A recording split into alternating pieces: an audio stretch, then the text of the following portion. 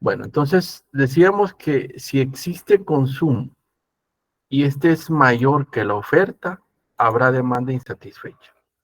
Si la demanda está cubierta, o sea que no hay mucha diferencia entre el consumo y la oferta, o la diferencia es cero, la demanda está saturada. Pero si es mayor o hay un dato alto acá, quiere decir que si hay demanda insatisfecha, entonces hay posibilidades de ingresar a ese mercado.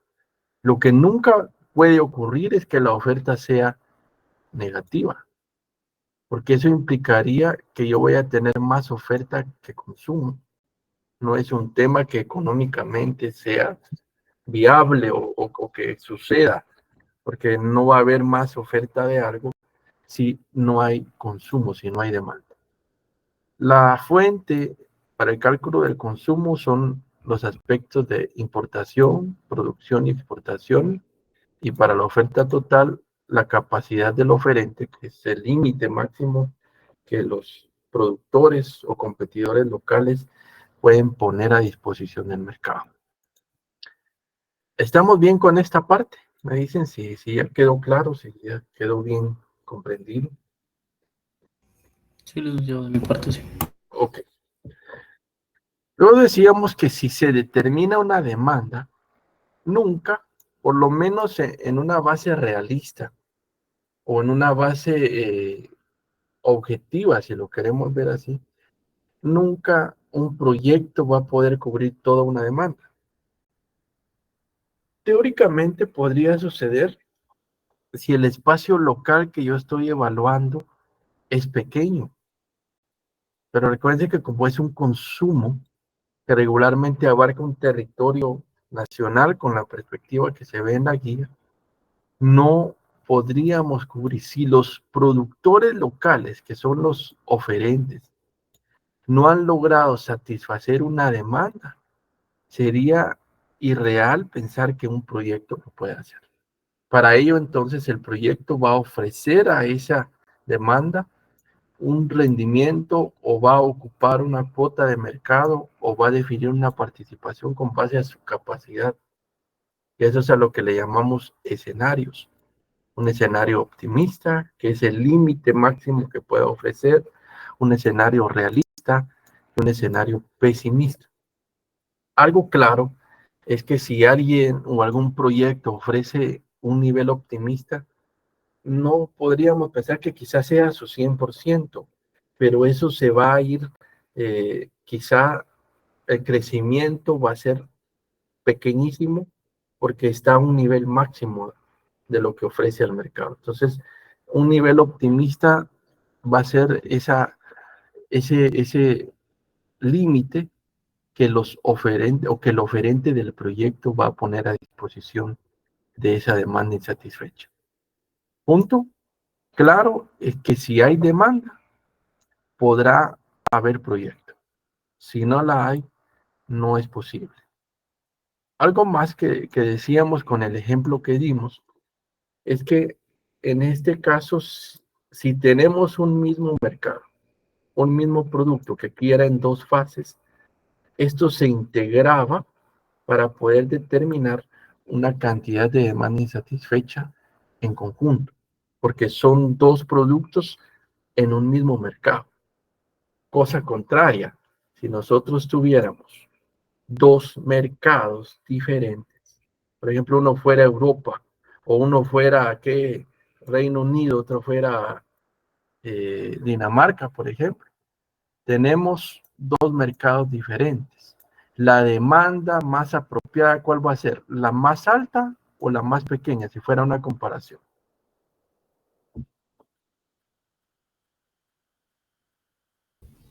La más alta, la más alta. La más alta, porque a más demanda hay más probabilidad de ocupar un espacio y poder participar en esa localidad. Luego mencionamos una forma distinta de plantear los 4 elementos principales de cálculo. Lo único que tenemos que hacer es ir analizando, ir comprendiendo lo que se tenga dentro de la información en la búsqueda de los datos, y teniendo los datos podemos proyectar la demanda insatisfecha. De ahí, y ahí fue donde nos quedamos. Vamos a pasar entonces a otro elemento y vamos a empezar con esos criterios. Si existe una base histórica, ese comportamiento me va a servir para hacer proyecciones. Lo difícil de esto en una realidad es que es complicado encontrar datos para poder hacer este tipo de cálculos. Básicamente es un tema muy académico, porque en la realidad lo que más resultamos haciendo son estudios de mercado con encuestas, con entrevistas, con recolección de información de primera mano. Porque repito, si hay información histórica, se puede hacer lo que estamos trabajando acá, pero en nuestro espacio, en nuestro país, es muy difícil.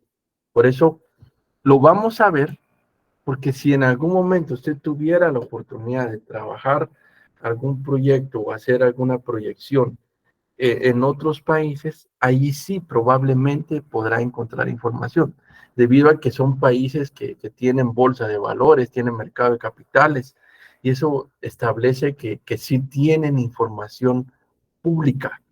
Por eso es que es más aplicable en otros lugares. Entonces, lo que históricamente sucede es lo que regularmente va a hacer en la proyección. Cuando hicimos el análisis de eso en la financiera 3, aquí aplica el mismo concepto.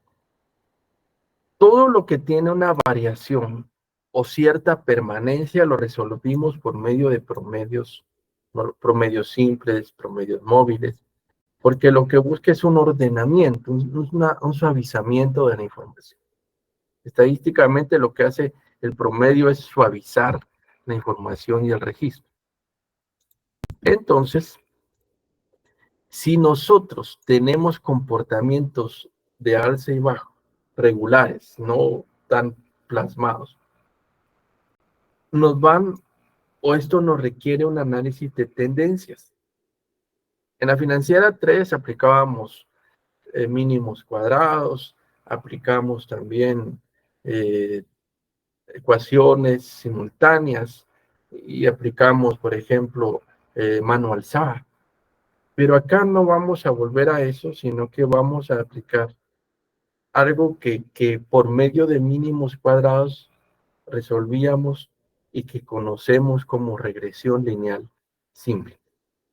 Entonces, partiendo de eso, la regresión lineal utiliza estas fórmulas.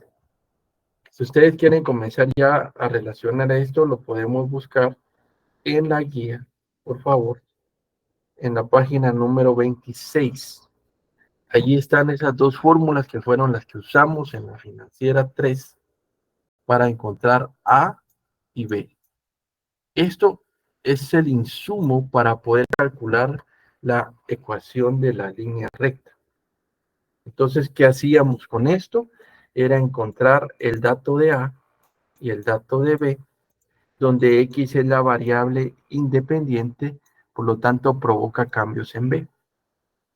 Una regresión lineal se basa en identificar una variable independiente y una o más variables dependientes, con las cuales vamos a ver la correlación que existe y poder determinar si al aplicar esa fórmula encontramos cierto patrón de comportamiento, y eso es a lo que se le llama ecuación de la línea recta. No nos vamos a meter a tecnicismos que ustedes los van a terminar de ver en otros cursos o ya lo vieron en métodos. Pero ¿qué nos interesa saber acá? Que cuando hay dos variables en una regresión lineal simple, una es en cierta forma estable y la otra tiene ciertos cambios o provoca ciertos cambios. ¿Cómo entendemos eso? En nuestra economía, Guatemala, los precios se ven influenciados, o mejor dicho, el precio tiene un alto nivel de influencia en la demanda. Díganme ustedes, para verlo en un panorama realista. Si ustedes van a comprar determinado producto y ese sube de precio, ¿siguen comprando la misma cantidad o no? No, de hecho uno analiza y ahí entra el competidor, va, por el precio y todo, pero Exacto. Ya vienen los productos sustitutos, si sube la carne, por ejemplo, tal vez consumo más el pollo, y empiezan los efectos económicos que se dan entre los productos. Entonces, o comen otra cosita, ¿verdad? Ahí más ordenada. ¿Sí, Renato? y perdón, una consultita y es, o sea, hablando un poquito tal vez de estadística o de otro tema. ¿Esto es específicamente en Guatemala o será que sí es un poco más así mundial? Porque Latinoamérica, podríamos es con pensar. precio. Sí, Latinoamérica es muy influenciada por el precio, porque son economías que no buscamos tanto calidad, sino que como tenemos economías emergentes, estamos muy ligados a un ingreso bajo y eso no permite poder adquirir más. En economías diferentes, en Europa, por ejemplo, ellos no les afecta tanto eso porque ellos se van más por calidad, porque tienen los recursos. Aunque no en todos los países, en todos siempre hay una buena parte de la población que sí tiene dificultades en comprar una cierta cantidad o mantenerla si los precios cambian, pero es un factor económico común. ¿Estamos? Ok, gracias. Ok. Entonces, si el precio tiene influencia en la demanda, el precio tiene otro aspecto que también le provoca cambio, y esta es la inflación. ¿Qué es la inflación? ¿Qué es lo que ustedes saben de la inflación hasta el momento? De hecho, quienes están en curso 40 ya llevaron macroeconomía. ¿Qué es la inflación? Es como un aumento, así como dijera yo, como desordenado. Algo desordenado, exageración de precios. Desequilibrio entre la oferta y la demanda. El término más apropiado es el que nos da Pablo aquí, alza en los precios o pérdida de valor de la moneda. Eso es el efecto que genera la inflación. Entonces, eso al decir pérdida de valor no es tanto un alza, sino que tenemos cierta cantidad como con lo que hemos comprado. Permítanme. Solo voy a abrir una página.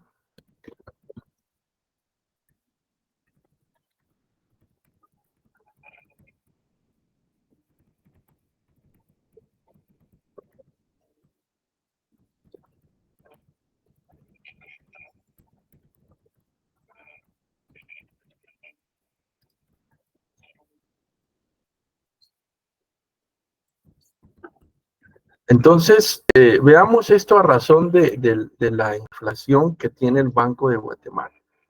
Vamos a abrir por acá la página del Vanguard. Voy a regresar vamos a ver, a la portada. El Vanguard es el principal rector de todo el sistema financiero nacional y publica los principales indicadores económicos. Uno de ellos es la inflación. Aquí nos dice que la inflación que se está teniendo en promedio al mes es más o menos un 0.30%. Quiere decir que mensualmente un quetzal pierde un valor de 0.30. No son 30 centavos, es porcentualmente 0.30. El ritmo es el comparativo a junio del año anterior. Si yo comparo junio 2023 con junio 2022, el total inflacionario a la fecha es ese. O sea, y de hecho bajó. Si se dan cuenta, vamos a ver ahí los otros resultados. A la fecha se ha acumulado 1.51% de inflación. Y dice que la base de referencia 2010, la que tenemos hasta ahora, donde tenemos un equivalente a 100. ¿Qué quiere decir eso? La inflación está publicada desde el año 2010, que es el último registro. Y tenemos acá que a diciembre fue donde quedó con 100. ¿Qué significa eso? Si en diciembre 2010 podíamos comprar algo con 100 quetzales, eso mismo, hoy por hoy, a la fecha que vamos, lo que antes se compraba con 100, ahora al mes de junio lo estamos comprando con casi 170 quetzales. Eso quiere decir que valían más 100 quetzales hace 13 años que ahora, o 12 años y medio. No sé si entendían así la inflación. Es una, Sí, licenciado. okay. Es una manera práctica de verlo, y aquí vemos que si compraba algo con esa cantidad de moneda hace 13 años, ahora está mucho más caro. ¿Por qué? Porque esos 100 quetzales han perdido valor. Hay otras formas de análisis, hay otras formas de evaluación que le podemos hacer a los datos económicos, pero ese es uno de los elementos que nos permiten entender. Sí, Estuardo, dígame. Gracias, Lick. Lick, y con ese 4.83 de ritmo se puede tener la proyección, cómo va a estar aquí en 5 años, en 10 años la moneda, si todo seguiría al mismo Se ritmo. puede proyectar. Entonces, eso nos permite, como decíamos, si tenemos ciertos comportamientos, proyectar y tener un estimado, aunque lo realista no solo considera la inflación, sino que otros efectos económicos. ¿Sí? ¿Está? Sí, Lick, gracias. Porque recuerden que en el caso de la inflación, y lo mencionaba alguien en el salón anterior, la inflación incluso se importa, porque Guatemala trae muchos productos del extranjero, y el encarecimiento de los precios, o sea, el efecto inflacionario en los productos que traemos, termina de afectar la economía.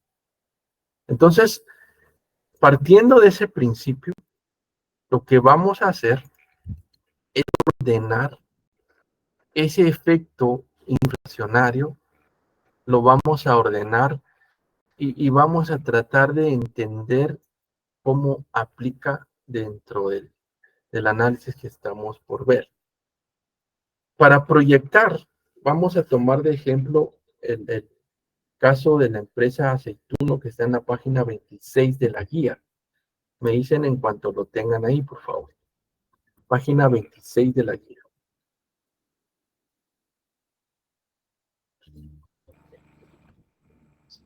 Recuerden que ya estamos usando la guía, ya estamos usando la bibliografía. Es importante. Listo, licenciado. Entonces, ¿qué vamos a hacer? Necesitamos tener la claridad de cómo hacerlo, y vamos a leer rapidito.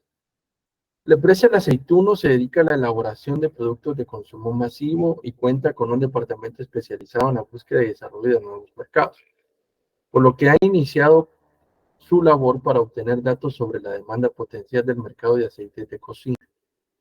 El mercado de aceites en Guatemala es altamente competitivo, debido a que se comercializan marcas tanto nacionales como extranjeras.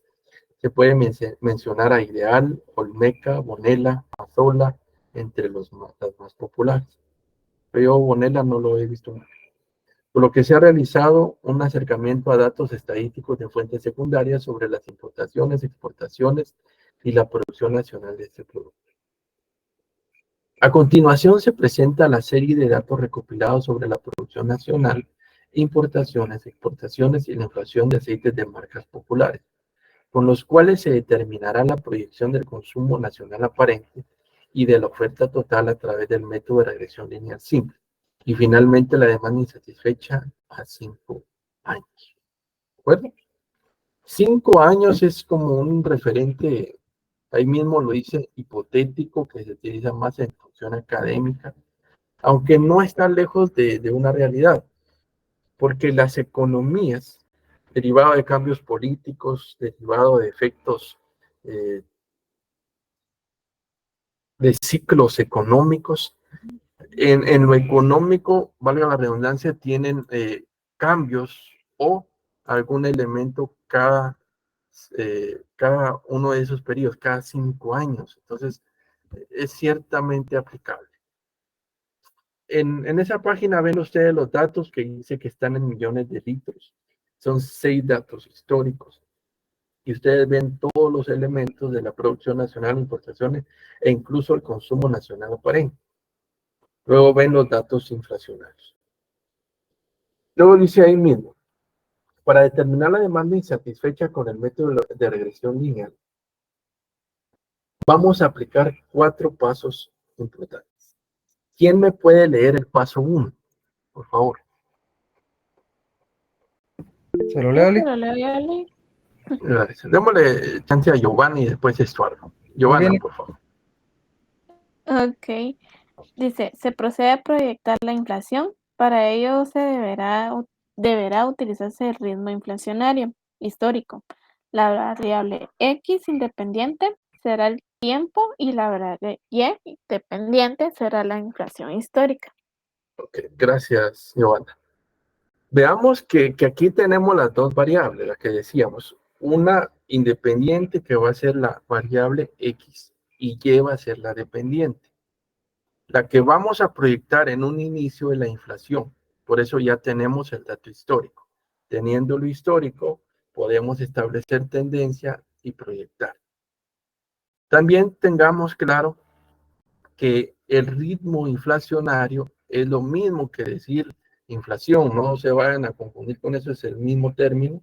Y también consideremos que aquí va a vincular una variable que se llama tiempo. Ya lo vamos a ver en el ejercicio, cómo se resuelve. Bueno, vamos con la 2. Estuardo, por favor. Se realizará la proyección de CNA, consumo nacional aparente, en donde debe utilizarse en la variable X independiente, la inflación histórica y en la variable Y dependiente, CNA histórica. Ok. Veamos lo que pasa entre un paso y el otro. En el anterior, ¿cuál era la variable Y? Paso 1. ¿Cuál es la variable Y en el paso 1? La inflación La histórica. inflación histórica. Ahora, ¿qué dato es Y? En el paso 2. CNA histórica. Ok, el CNA histórico.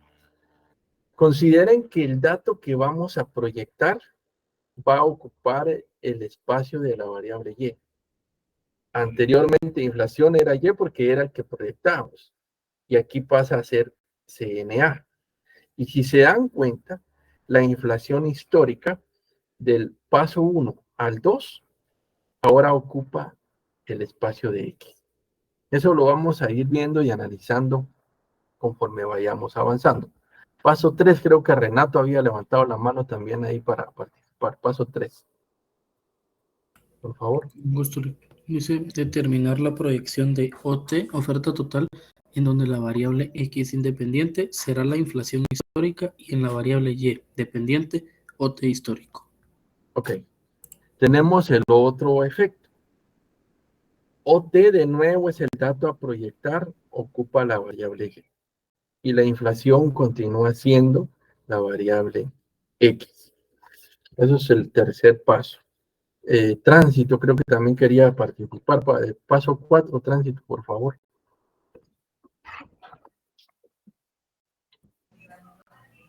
Ahorita le... Ok.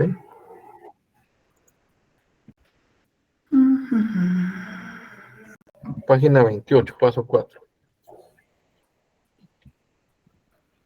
Finalmente, al conocer el CNA proyectada y OT proyectada, se procederá a aplicar la ecuación de demanda insatisfecha igual a CNA menos OT. Ok. Gracias, Tránsito. Y gracias a todos los que opinaron. ¿Qué necesitamos? Ahora proyectar la oferta total. La demanda insatisfecha. ¿Qué va a hacer? Con lo proyectado del CNA, vamos a también usar lo proyectado de la oferta total y con esa diferencia encontramos la demanda insatisfecha. Esos 4 pasos los debemos aplicar, y lo quieres ver así, religiosamente. A menos que uno de ellos ya esté cumplido. Eso lo vamos a terminar de entender y voy a detenerme un poquito. Solo recordemos que estamos hablando de un punto únicamente de la demanda. Estamos ahí hablando del segundo elemento del estudio de mercado, que es uno de ellos. La demanda también, aquí si estamos vinculando precio y estamos vinculando demanda, nos podremos recordar de la elasticidad de la demanda. En el capítulo 4, en la página, vamos a ver, capítulo 3 creo que es, el 4.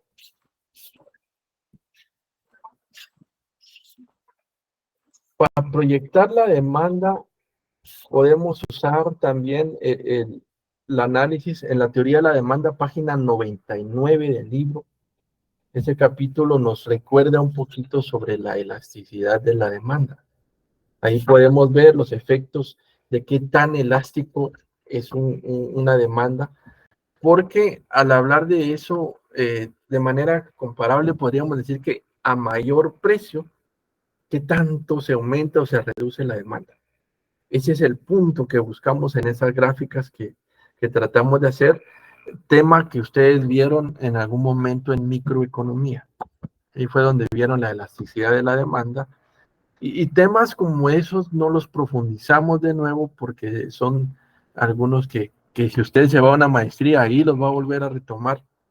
O si usted tiene todavía la información de micro, lo puede retomar. Pero aquí está también en ese capítulo para que lo tomemos en cuenta.